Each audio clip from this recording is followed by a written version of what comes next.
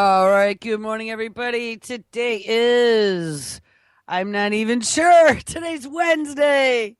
Yes, it is. It's Wednesday, March 18th, 2015. And this is Before the First Cup of Jules here on UCY.TV. Good morning, everybody. Happy Wednesday. I don't know what I thought it was. I wasn't sure if it was Tuesday or Wednesday or maybe even Thursday, but no, not lucky enough. It's not Thursday. I was bamboozled this morning. I opened my eyes and it was sunny out.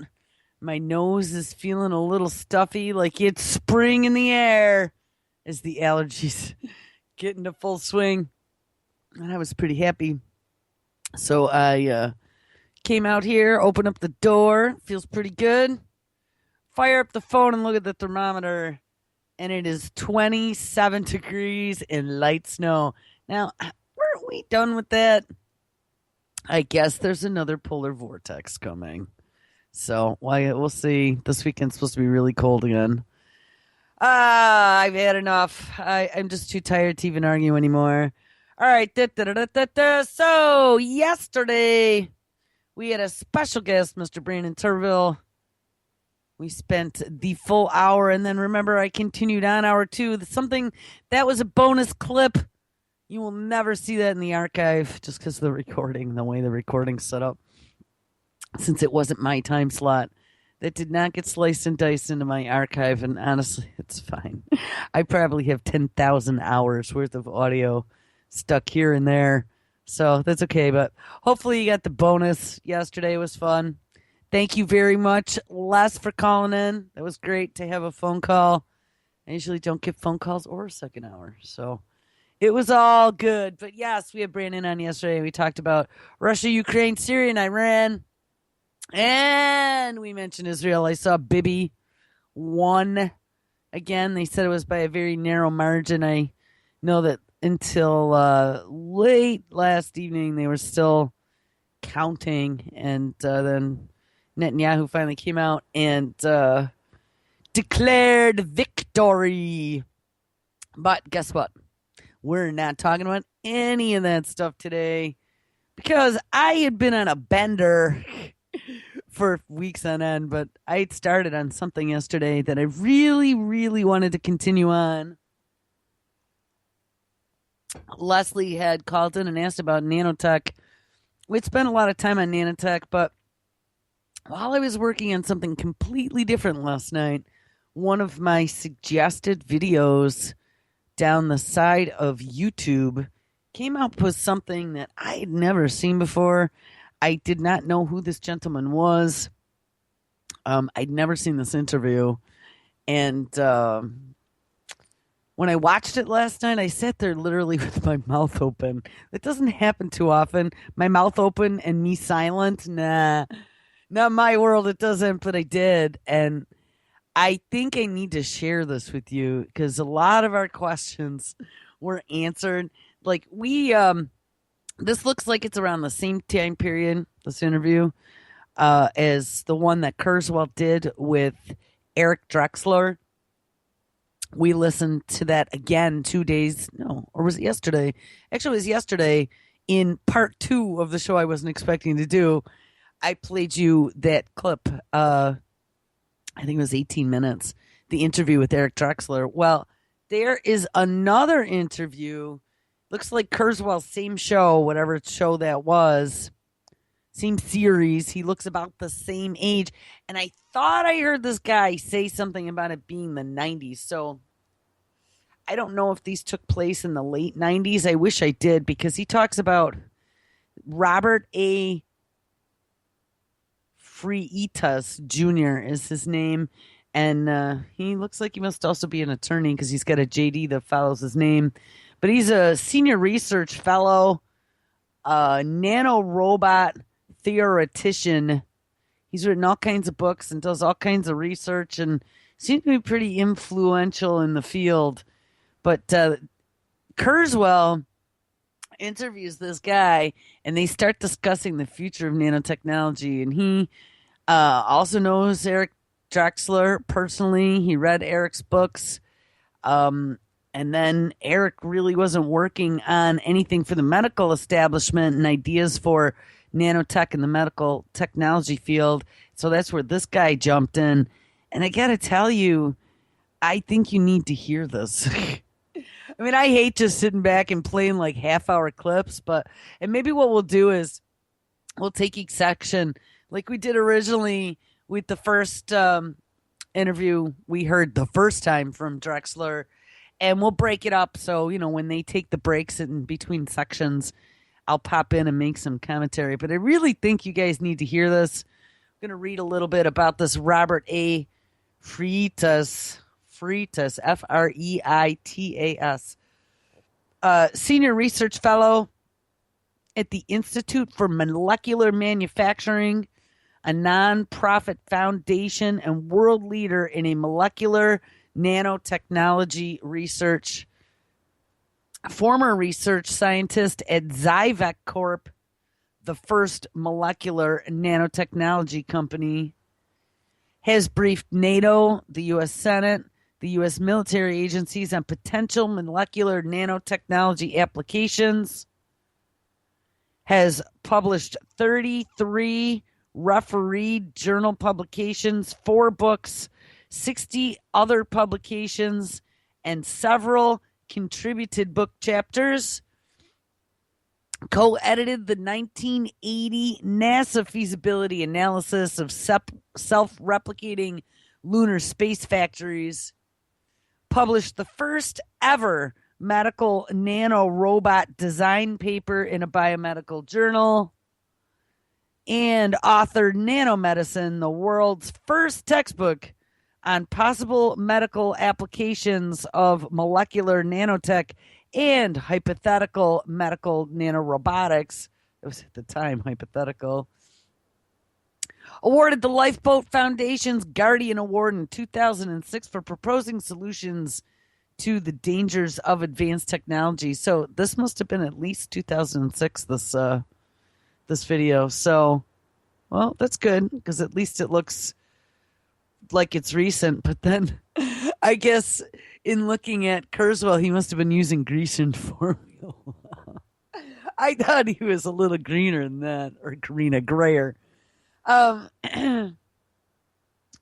This Robert Freitas was also the first to file patent on diamond mechanosynthesis. He's talking about these little nano diamond robots, diamond nano robots.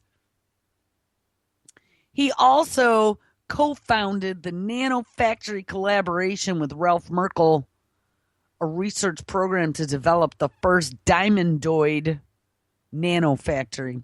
I'll let a little bit of the cat out of the bag. So one of the things that Kurzweil asks him as a question toward the end of this is, what happens if these get out? And how are they going to stop us from being invaded by nanorobots? And his answer is highly disturbing, but that's not until the end. But guys, I mean, we've already listened to part of this series of interviews. Like I said, I didn't realize that there was anything more in the series, but it appears that there is, and you really need to listen. So, all right, let me connect up really quick, and we will do a running commentary. And I have so much other stuff. I mean, it's all kind of related to talk about. So if we have more time, we'll dig in. If we don't, we'll just make this the rest of the week, because, hey, it's still not spring. Not until Saturday, I think. All right, there we go. It's all set up. All right, so this is Ray Kurzweil and Robert Freitas discussing the future of nanotechnology.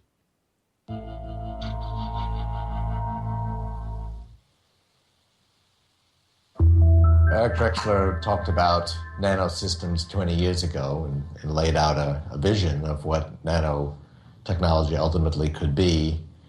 What progress have we made in the last 20 years in verifying and confirming the basic foundations of that theory, and also in terms of actual practical parts of that vision having been put into practice? I think in the last 20 years, Drexler's theories have been confirmed to the extent that we've been able to test them. So far, nothing that he wrote in Nanosystems has been shown to be wrong of any substance. On the theoretical side, we have progressed to nanorobot designs. We have many nanorobot designs. We have many machinery designs. We have designs of devices which have, I think the last one was 25,000 atoms. It's a very large, complicated gear structure. In the 90s, there were many designs for bearings and gears and small manipulating devices and various parts that had several thousand atoms. So we're starting to get a good library of nanoparts built up. We haven't gotten anywhere near the point where we're doing the system integration on them yet. But slowly but surely, we're putting the pieces together of doing the design work. There have been a number of experiments where atomic force microscopes have been used to do pick-and-place operations on individual atoms, particularly hydrogen atoms and carbon monoxide molecules, which is just a carbon and oxygen atom. And there has been one notable experiment done in 2003. It was the first time mechanosynthesis has ever been done in the laboratory, which is purely mechanical chemistry done at a tooltip. And it was a silicon atom. And they pushed a silicon atom down on a surface and it is stuck, and they pushed it again with a different force and it came off. And so we know that we have a proof of principle that mechanosynthesis should work. Now we just have to finish designing the tooltips and then build them experimentally and test them. Is there some idea of a roadmap from where we are today to actually making these nanofactories feasible? Well, my colleague Ralph Merkel and I have started something called the Nanofactory Collaboration, and we have approximately 24 researchers who are participating in it. And we're starting with diamond mechanosynthesis, but the long-term goal is to work toward all the components you would need to be able to build a working desktop nanofactory. We've estimated that if we had proper funding and proper focus on the objective, the time would take approximately 16 years for the entire development operation. I think the 2020s will be the decade of the desktop nanofactory, and the 2030s will be the decade of the nanorobots. We might see a few nanorobots coming in at the end of the 2020s, but I think the 2030s will be when they are deployed medically in a large way and start to displace most other forms of medical technology. Well, I guess the ultimate start of nanotechnology was roughly 1906 when they first proved that atoms existed. It's hard to believe that only 1 century ago there was debate about whether atoms existed. There was no experimental proof yet that they definitely existed. So we've only known that for a century. After that, I suppose Feynman's room at the bottom talk, where he laid out for the first time the possibilities of building very, very small machines, But it wasn't a serious scientific discourse. It was a dinner talk, and it was sort of left to Eric Drexler to put everything on a more technical basis and put some numbers to it and establish that this stuff was actually feasible, that you could build structures atom by atom and make machinery at that scale, and that it would work. In the 1980s, I did a study with NASA on self-replicating factories on the moon, and we worked out a design for that. And we had looked at how to do it with microscale technology, with things that were microns in size, but we never thought about going all the way to atoms. And I read one of Eric's books. Actually, it was his most popular book, Unbounding the Future. And I looked at it and I said, wow, this is great stuff, but he's being so conservative in this book. Well, I found out that was because he wasn't conservative in his other 2 books, in particular Engines of Creation, where he laid out a lot of detail about the applications, and Nanosystems, which is just a fantastic technical book, which laid out all the technical details. And once I saw that, I realized that the best and highest application of nanotechnology would be the medical applications. I immediately contacted the Foresight Institute, and I said, is Eric writing a book on the medical applications? And they said, no, he's doing other things right now. I said, well, I guess I'll write that book. So that was sort of how I got into it, writing a 3-volume set, which has now it's going to be a 4-volume set on nanomedicine, and writing a book on replicators, and I'm also writing a book on diamond mechanosynthesis. So I'm just I'm trying to make Eric's visions a practical reality. Since then, there have been a number of theoretical advances and experimental advances leading toward the working out of that technology in a practical sense. And the ultimate goal of that is to build nanofactories and ultimately medical nanorobots so that we can all have very long, extended lives. Oh, very long, extended lives. That is the reason why we're doing this. All right, I have this annoying echo. So let me just shut up and play this some more. So when people think of a factory, they think of a big building, but these nanofactories will sit on a tabletop, right? That's correct. Sit on the desktop. They're going to be placing and positioning molecules and molecular fragments and even atoms, but obviously not one at a time, trillions or more at a time. How is it going to scale up to be so massively parallel? Now, these tools, you have one tool operating at a time, but on a particular reaction. But you have many independent production lines. In the nanofactory, you might have millions or even billions of separate production lines. And in each production line, you have a tool which is doing an operation, a particular chemical reaction, building a particular part of a nanopart that you're building. So many of them are being processed in parallel. So just like on a chip today, you have billions of components. These nanofactories, which will sit on a tabletop, will have billions of little processes going on. Exactly, and they'll have billions of processes going on at each scale. There will be some going on at the nanometer scale, and then there will be parts which are composed of 10, 100, even 1,000 atoms, and they will be feedstock to the next process, which has larger assembler arms, and they will be grabbing them and feeding them to still larger assembler arms, all the way up to the macro scale. At the highest level of the factory, the robot arms inside will be picking up parts and assembling them into larger parts. And the larger parts will then become parts of the nanorobots.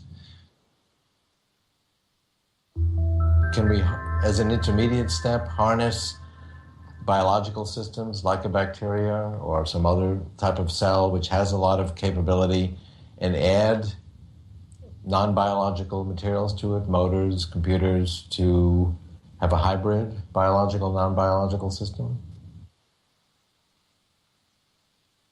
Oh, evil laughter. I need to stop this echo.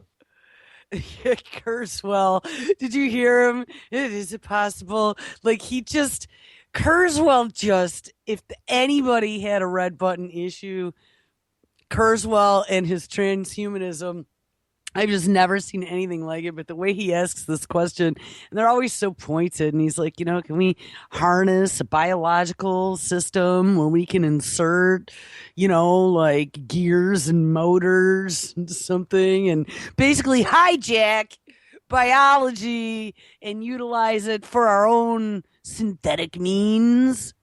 And, if you heard this, Robert Freitas, in the last section or so, he had talked about the replicators. That was kind of one of the things that he's written about, is not only using these at an atomic level to build things and use them as replicators, and how to get your hands on, I'm going to sneeze, how to get, excuse me, yes, it's allergy season, how to get your hands on raw materials, how to start building your next generation nanofactories, which, by the way, they talk about in here, like we were talking about yesterday, how what is coming is unlike anything we've ever seen before. This is not just some newfangled technology that's going to make it, easier to keep the house clean or easier to keep yourself healthy. We're looking at a paradigm shift. We're looking at a disruptive technology that is going to take us into a new age. And like I said yesterday, we had the genome was pretty much, 20th century. But it's fueling now this whole revolution that's happening in the 21st century, and I think they even mentioned that 21st century is going to be known as the century of nanorobotics. The stuff horrifies me. They talk about too, coming up here in a little bit. Kurzweil actually asks about this gentleman's beliefs or thoughts on self-replication versus they talk about injecting nanobots and things that they'll go do inside the body. And Kurzweil asked him about his thoughts about self-replication of the bots, so they live inside you forever and reproduce. And this dude has some pretty interesting responses to that, because he is not so in line with the rest of the establishment on whether or not self-replicating nanobots should be released into the wild. And while this is playing, I will find that clip. I saw it yesterday of, I thought it was Ben Swan, but maybe it wasn't. But it was, pretty sure it was RT, came out talking about the new self-replicating nanobots to treat cancer. So we'll have to see about that. That's a scary thought. All right, so let me connect again. That annoying echo is coming back. All right. Oh, it stopped. Okay, let's listen to a little bit more of this. I believe that's possible. What there has been a lot of work on recently is biorobotics, which is re-engineering individual bacteria, and you treat the genes as cassettes, and you can switch new ones in and take the old ones out and basically make them do what you want them to do, secrete new materials and that sort of thing. They've been able to take bacteria and engineer enzyme networks inside of them that are keyed to other molecules which fluoresce. And when you look at them under a microscope, you can actually see the lights twinkling. So they can make computer components like adders and half adders and things like that to do simple logic.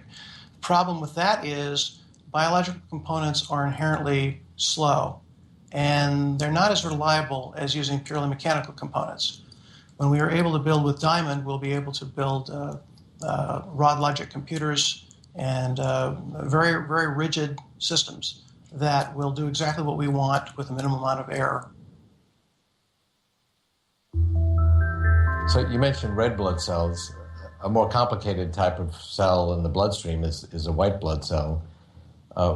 What's the feasibility of creating basically robotic immune system cells, like T cells, and that would augment the immune system? Yes, we could create artificial white blood cells. I've designed one on paper. It's called the microbivore. It would have... I have to stop leaving my mute on. All right, so he's created the microbivore synthetic white blood cells. Here it comes. All right, a little bit more. Have more atoms than the respire site, about 100 billion atoms, a little bit more than 100 billion atoms in the microbivore. And it would be put into the bloodstream, probably about several billion of them, and they would go through the bloodstream and they would look for bacteria that they've been programmed to detect. And like flypaper on their surface, the bacteria would stick to the surface. And then the bacteria would be transported into the mouth of the device. And inside the device, the bacteria would be digested. And then the remains would be harmless sugars and amino acids that could be put out into the bloodstream with no problem. And this entire process of digesting the bacteria would only take about half a minute. Now, a natural white cell takes about 100 times that long to completely digest a bacteria. So again, we have a situation where the medical nanorobot is 100 to 1,000 times faster or more effective in some way than a natural biological system. Yes, people are so obsolete. Did you hear that? So they're going to make these what did he call them? Not microphages. Oh, damn it. Hold on one second. We're going to go back and hear that again, because it's really a scary thought. So just like a white blood cell goes in and searches and destroys foreign invaders, this is going to be a synthetic version of that when it finds whatever has been programmed to find, in this case it happens to be some evil bacteria, but I mean, who's to say they couldn't program it to go go search out your proteins or go search, like autoimmune disease is your immune system turning on your body and attacking parts of your being that really are supposed to be there. And that's what causes the autoimmune disease. It attacks it as if it is a foreign invader. What would happen if intentionally or unintentionally these, what the hell did he call them? Hold on. The bacteria would stick to the surface. Back it up just a little bit more. Oh yeah, here's Kurzweil talking. Immune system cells, like T cells, and that would augment the immune system. Yes, we could create artificial white blood cells. I've designed one on paper. It's called the microbivore. It would... Microbivore, that's what it is.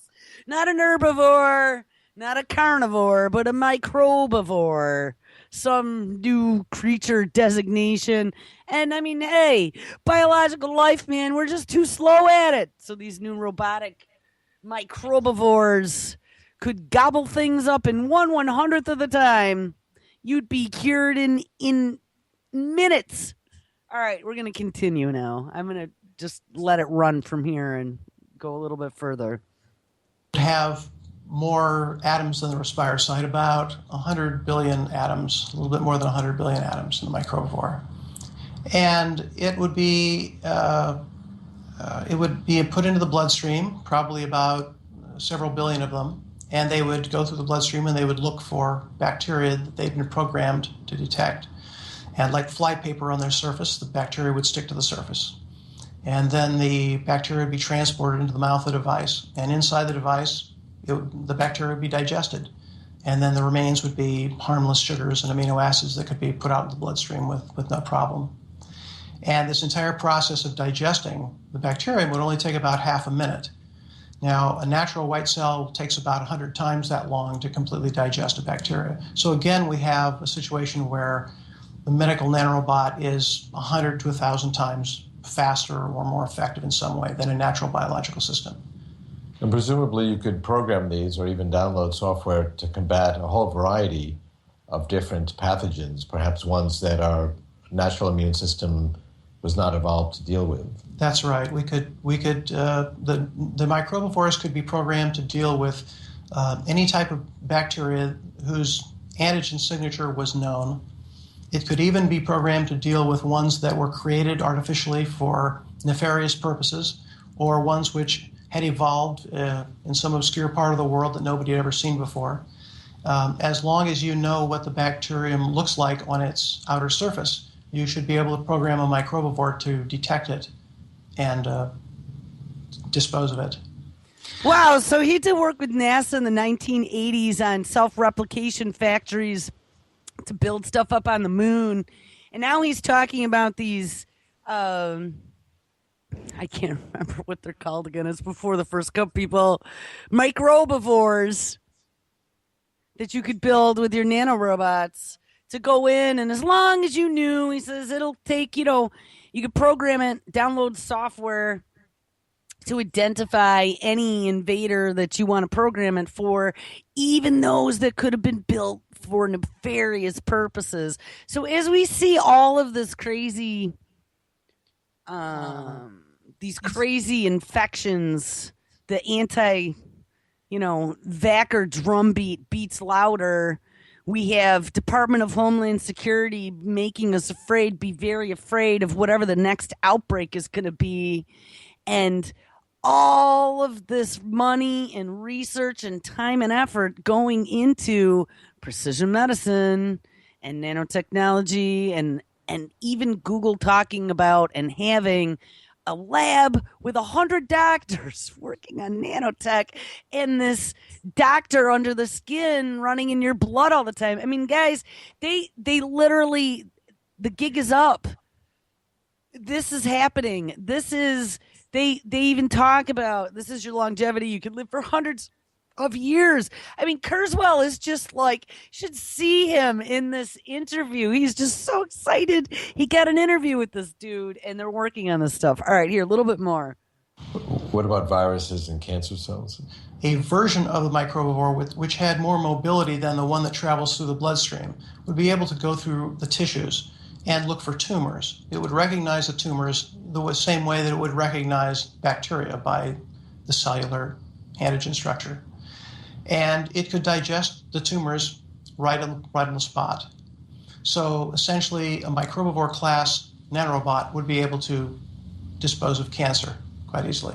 And, that's what we said. They're going to sell us the cure for cancer. So these new microbivores that they're envisioning wouldn't even be in your blood. They'd actually go through all your cells and search for tumors or whatever else they told it to. Now, hold on, because this is where I want to jump off for 1 second. This was the story that came out February 3rd of 2015. It was RT News, but it was not Ben After Swan. decades of research and development, medical scientists have announced that nanorobots capable of isolating and eliminating cancer cells could soon be ready for human testing. But it's the way it works that's truly mind-blowing. Now, check this out. Researchers at the Weiss Institute at Harvard University use a technique called DNA origami, and that's represented here by these ribbons. The robot is essentially made up entirely of these synthetic DNA strands. And when left alone, the strands then self-assemble. After all, they've been pre-programmed by engineers to assume a specific shape for a specific mission. And now, this whole self-assembly question, we haven't even gotten to that yet with this interview, but this self-assembly is what this Weiss Institute has been working on. And I mentioned them. That is the RoboBees division, where the RoboBees and many of these other unmanned micro drones that they've been building, more robots, have been coming out of. There's all kinds of funding there. There's DARPA money sprinkled. This is not cool, and I want you to hear this interview in his opinion about the self-replication. There's a huge danger here. In this case, that shape is a simple cylinder with two open ends on each end, held together by a DNA lock. Now, the lock can only be opened through a corresponding molecule or protein, much like a standard lock and key. And as you can see here, once this happens, the robot flings open to reveal its payload. And in this case, again, it might be a cancer drug that's then administered to the patient. Dr. Ido Bashlet, a leading researcher in the field of nanorobotics, explains how this works. Nanorobot is capable of recognizing a small population of target cells within a large population of bystander cells, which should be left alone. And the way it does that is that while all cells share the same drug target that we want to attack, only those target cells express the proper set of keys that open the nanorobot, and therefore only they will be attacked by the nanorobot and by the drug. Again, like I said, yes, they can target specific cells, or they can target specific environments for it to look for. But who's to say? I mean, how many times do we have software glitches? Who wants to be 1.0? I'm not lining up for this, and neither should you. There are going to be lots of people who line up for this because this is the promise, but I'm telling you, it's the dangling carrot. Remember, the dangling carrots are what control us. And there will be enough dumb people that will just lunge at the dangling carrots. So let's recap a little bit and take a closer look at this nanorobot. Now, remember that this structure is made entirely of synthetic DNA, but it's fully biocompatible with the way the human body works, meaning that not only can the robot be programmed to do a job, it can break down and be expelled naturally when that job is over. And that is what they do discuss here coming up, is how you cannot have them self-replicate inside the human body because there will be a massive danger with that. They can self-replicate to where you are manufacturing them, as in self-replicating manufacturing, which is what happens. But once they are within the human body, if they are going to reproduce within the body, they are going to have to use the body for natural resources. And you don't want these nanobots using you for food, okay, to power the processes.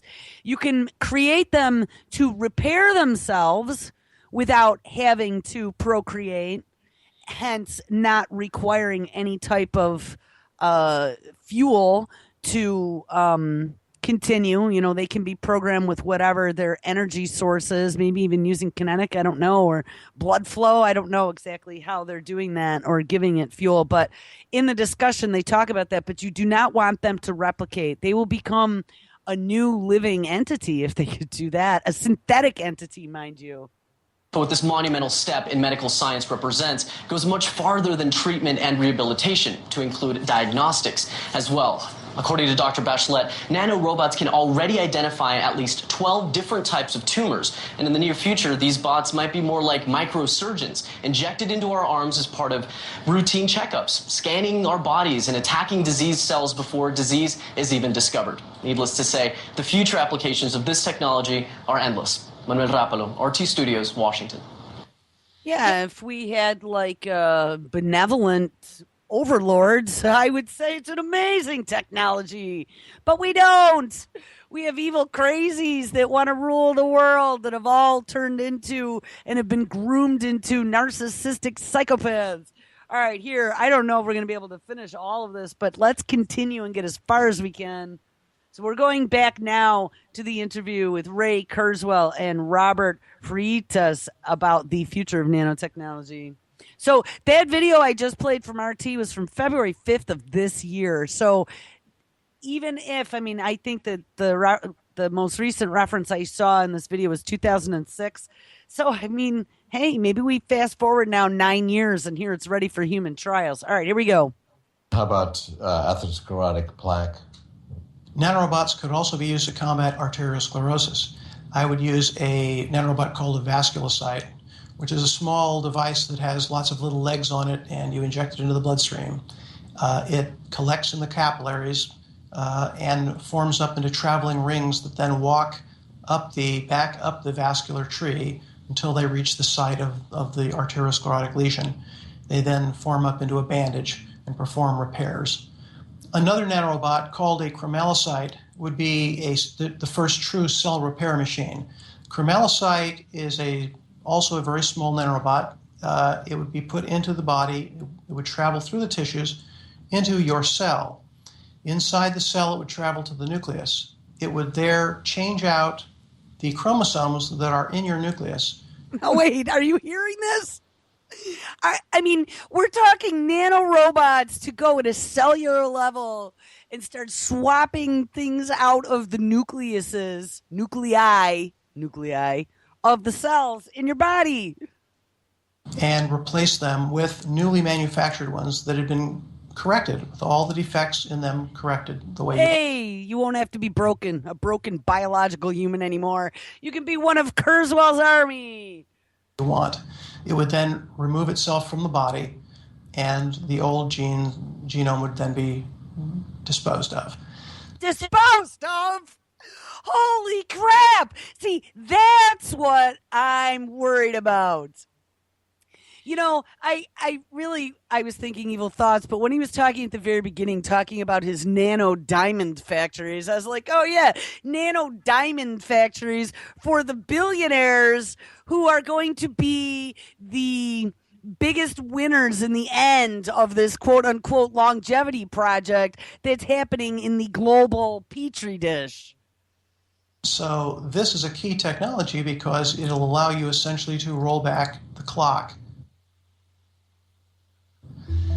One idea that I wrote about was to actually replace the nucleus itself with a little nanorobot that would basically act like DNA and actually include the ribosomes and be able to produce amino acid sequences that would then be folded into proteins and so on. What's the feasibility of something like that? It might be possible to create a nanorobot which would entirely replace the functions of the nucleus. I think it would be technically possible. Whether it would be advisable, I'm not sure, because... And Kurzweil's going, damn, that was my merging with the machine. Replace my biological guts to my nucleus with all synthetic, and I could upload myself at some point in the future. I don't know. When I see Kurzweil and I just see how excited he gets about this stuff and he gets like this really creepy look on his face, So when he has an expert, somebody who's in the biz, who tells him that they don't think that's such a good idea, it gives me pleasure. All right, here we go.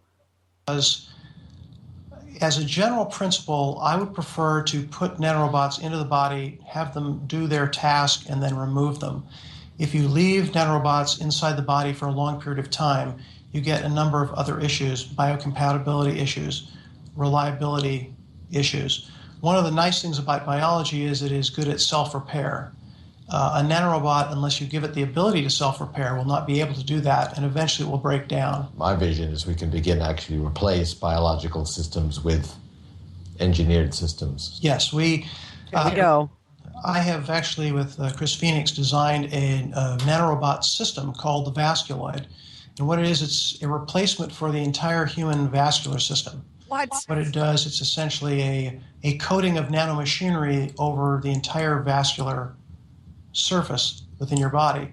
And materials are transported via a ciliary transport system with the materials like oxygen and carbon dioxide and nutrients and things like that transported in little containers. And this would essentially replace 9% of the volume of your body with nanomachinery. What? At some point, we start getting into the questions of what does it mean to be human? What is human? If you have 9% of your body replaced by machines, are you still a human or are you something else? And Kurzweil's going, yeah, we're transhuman. That's the point. 9% of your body replaced with nanobots. You mentioned the possibility of nanorobots augmenting our natural immune system. But what about our immune system getting in the way? Would it react negatively to the intrusion of billions of these nanorobots in our bloodstream? If we just put nanorobots made of diamond into the bloodstream, the biological system will react. It will react by depositing proteins on the surface. It will react by attempting to phagocytose them, which means a white cell will try to eat them and cart them off to a lymph node or somewhere else in the body. Right, because it's seen as a foreign invader. And we don't want that. So nanorobots will also have to have various biocompatibility systems. And these will make them invisible to the immune system and will also make them unable to be captured by white cells. You mentioned nanorobots going into the brain and actually interacting with our biological neurons where they could monitor or influence the activity that goes on in the brain. Monitoring and influencing our brains. Yeah, that's what I'm talking about. These will be computerized, so that introduces a concern about software problems like software viruses or software that would monitor what's going on in your brain or actually influence it. So how do we deal with that if we actually have software on nanorobots in the brain influencing what we do? Influenced by the alphabet agencies who get their hands on the code and can upload the newest spy software. I think we're going to need, to avoid software glitches, we're going to need very strong laws prohibiting that sort of thing. Oh, right. We're going to need very good software engineering to prevent that sort of thing. We're going to have a lot of experience dealing with that beforehand because we're already building bionic equipment that people are using, artificial arms and things like that, which have chips in them. And that sort of abuse is already possible, and I'm sure there will be cases in the future where that happens long before we get to nanorobots. I expect that by the time nanorobots are deployed, which will be sometime perhaps in the 2020s or the 2030s, we will have a whole set of laws in place, regulations. There will be things you can and cannot do, and that's how we will deal with that. And the 2020s, remember, people, that's only 5 years away. And if they announced in February of 2015 that they're going to start the first human trials on nanorobots in the blood to combat cancer, we're already there. Now, of course, the quintessential concern with nanotechnology has to do with self-replication.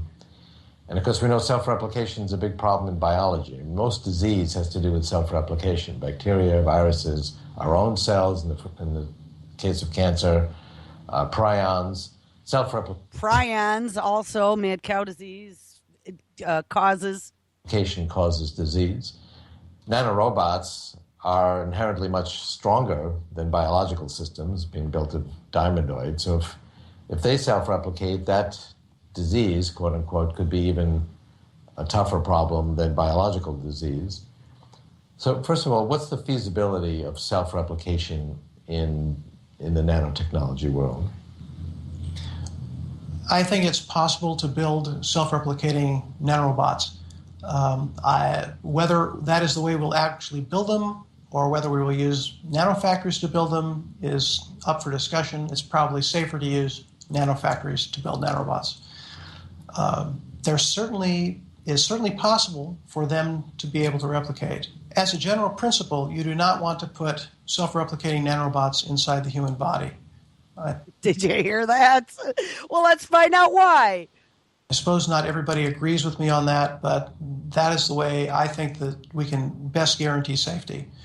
If the nanorobots are able to replicate inside the human body, that means they are using some component of the human body as food, and we don't want them to be doing that. We want them to be going in and performing a therapeutic task and then coming back out again.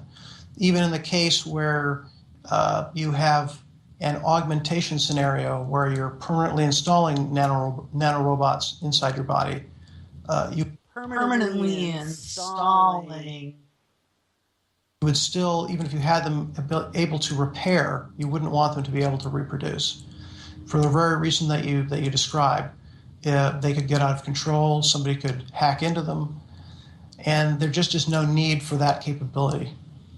So if there's, let's say, nanofactories can take an information file and create an entity, and if one of those entities that could be created, or one type of entity, is a self-replicating structure of some kind, then that would be a very dangerous file to create. How do we prevent a terrorist or someone who's bent on destruction from creating such a self-replicating system, given that Good question, Kurzweil. that responsible practitioners will follow the ethical guidelines, but irresponsible ones won't? Forestalling abuse of nanorobots in terms of building replicators, that has to be dealt with on many levels. One level, of course, is simply putting controls in the factory itself. And there are many ways to do that. Certainly the digital rights management technique is, some people don't like it, but it would certainly go some distance in that. Digital rights management, do you hear that? Ding, ding, ding. It'll save us all from self-replicating nanobots in our replicators. Another way would be you would simply download the software from a central source, and that central source is very tightly controlled. So you could also use materials inside the nanofactory which were difficult to get, like we call them vitamin parts, and then restrict the supply of vitamin parts. That's what they're doing in our bodies. Inevitably, in the future, there will be some acts of abuse. There will be some terrorist acts, because that's what humans do, unfortunately.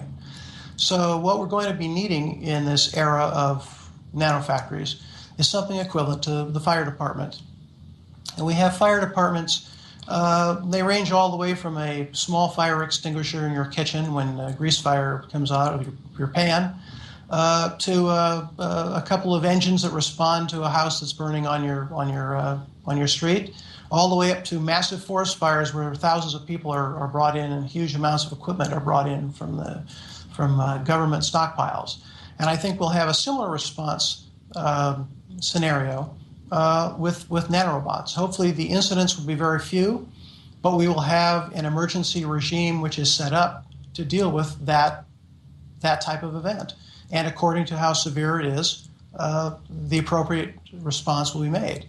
Along with that, we will need a surveillance system of some type to detect the activities of unwanted replicating nanorobots. Yes, we're going to have some sort of response team to respond when things go out of control and need to be neutralized. And we can do that. We could have satellite surveillance looking for heat signatures, because nanorobots generate heat when they work. And there's a number of other things that we've looked at that could be done to detect the threat and then respond to it quickly. Now, the most daunting scenario in terms of the so-called gray goo attack would be a two-stage attack, a stealth attack, where the first stage, the biomass is sort of seeded, let's say at 1 per 10 to the 15th power. So it doesn't create a heat signature that you could detect by a satellite because they're very few in number, but they're all over the place. And then when they start self-replicating in place, it would only take some 90 replications or some limited number of replications to then destroy the biomass. And you don't have this moving front of destruction that you could detect. So it would only take 90 replications to destroy whatever the biological entity it's going after. Now, remember, they're talking about surveillance and how to find out-of-control nanotechnology.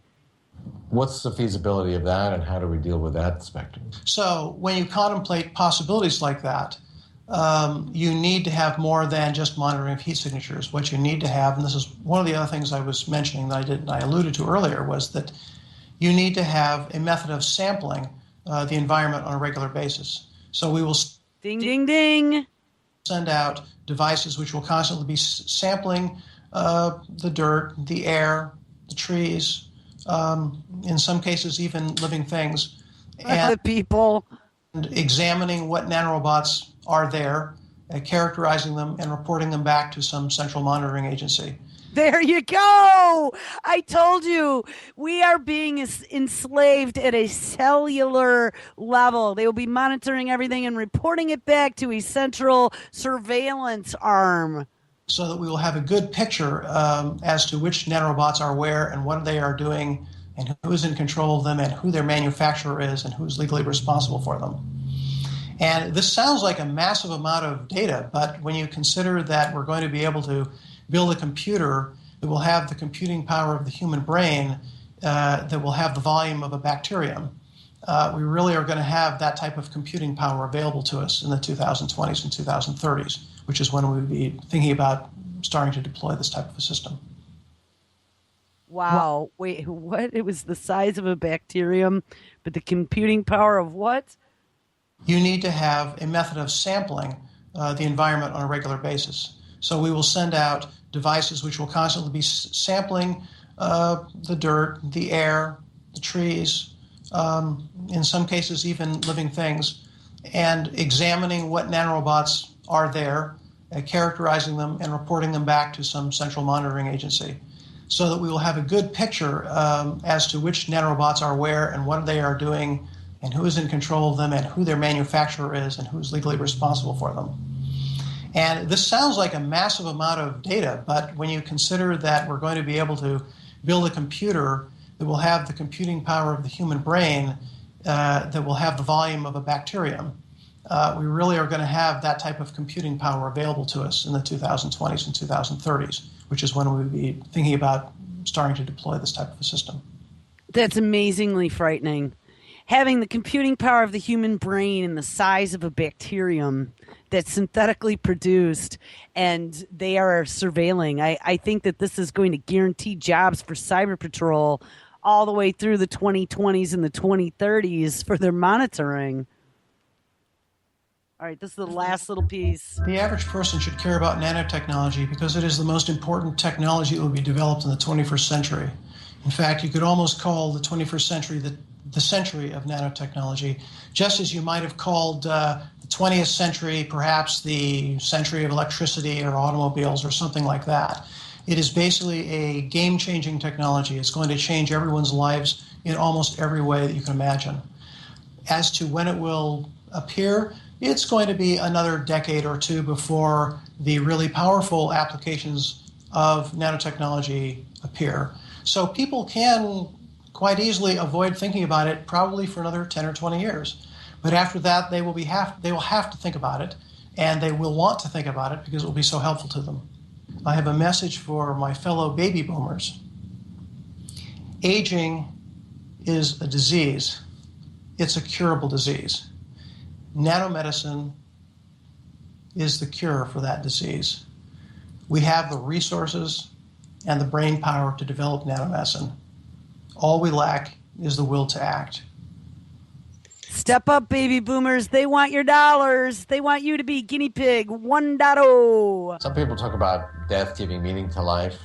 Medical nanorobots really have the potential to extend human life more or less indefinitely, because it's very hard to imagine too many things that could terminate human life that we wouldn't be able to address with with this type of technology. So what's your view about the role of death, and do we need death?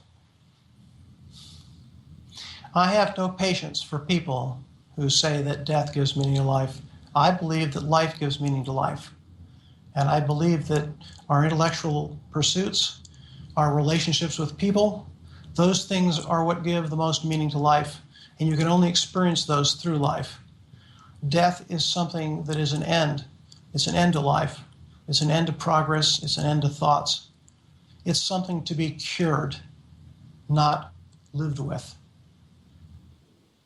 Death is to be cured. I've written how there's an exponential growth of information technology. And of course, we have Moore's Law and even exponential growth before Moore's Law in increasing the amount of computation. And ultimately, we'll get to the point where we saturate the ability of matter and energy to support computation. So some people refer to this sort of ultimately saturated matter and energy as computronium.